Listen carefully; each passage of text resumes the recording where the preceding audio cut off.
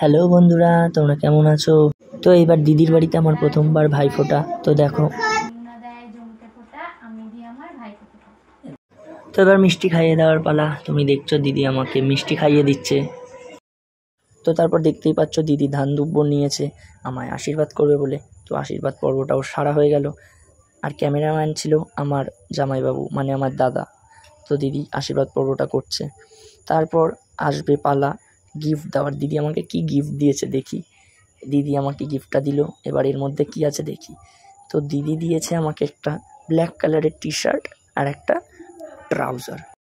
তো তারপর দিদিদের বাড়িতে খাওয়া দাওয়া করে বেরিয়ে পড়লাম আমার মাসির মেয়ে, মানে আমার আরেক বোনের বাড়ি চাকদায়।